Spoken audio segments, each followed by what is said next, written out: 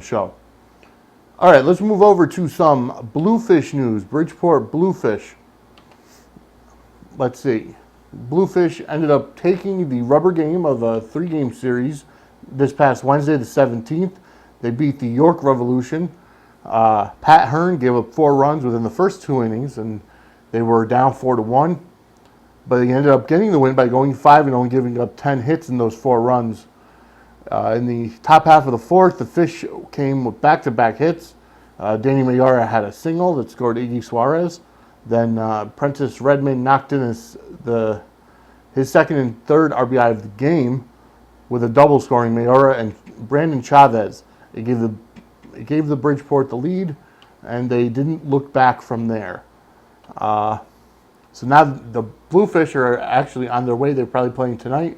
They're going to be playing in Sugar Land, Texas, which I don't know how Sugar Land, Texas is considered part of the Atlantic League.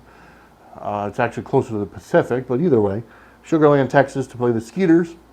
And going over the standings for the second half of the Atlantic League season. And let's see, the Sugar Land Skeeters are in first place, 11-2. The Lancaster Barnstormers are 6-8. The York Revolution are 4-9, and the Somerset Patriots are tied with them at 4-9. In the Liberty Division, the Long Island Ducks are in first place, 9-4. The Southern Maryland Blue Crabs are 2 games back at 7-6. The Bluefish are at 6-7, 3 games back, and then the Camden River Sharks are 6-8, 3.5 games back. Going over a couple of the more important players. For the Bluefish, Mayora has got a 320 average.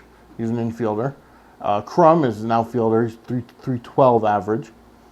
Gomez is an outfielder, 293. Carter's catcher is 277. Home run leaders for the Bluefish. Carter, the catcher, has 8. He's actually leading the team. Gomez in second with 6, and Mayora is in third with 5. RBI leaders. Let's see. Gomez has 43. Redmond has 40. Mayora has 32. And Lopez has 31. So the Bluefish, they are 1 game under 500, as opposed to the first half, where they were 24 games under 500. Now they're only 1 game under 500. They're looking to have a much better second half than they had the first half, and being only 3 games out of first place, hopefully they'll be able to come back and actually overcome the other teams so they can get into the playoffs. In terms of the wild card rankings, the Skeeters are up on top overall in the Freedom Division. The Patriots are in second, 50-33. The Barnstormers are 42-41. York Revolution 40-43.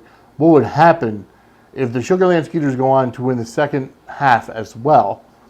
It would go by the overall division, the overall standings, and the second place team of overall would become the wild card team.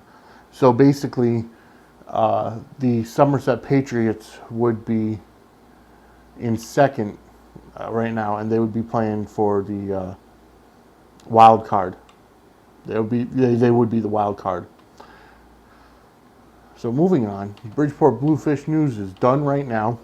I do want to say that we will be attempting, or not necessarily attempting, but we will be getting Viviana Velasquez on the show one more time. She's the Bluefish blogger, which you could find the Bluefish blog at bridgeportbluefish.tumblr.com, and she updates that every so often. You could also follow her on Twitter at the Fish Pen.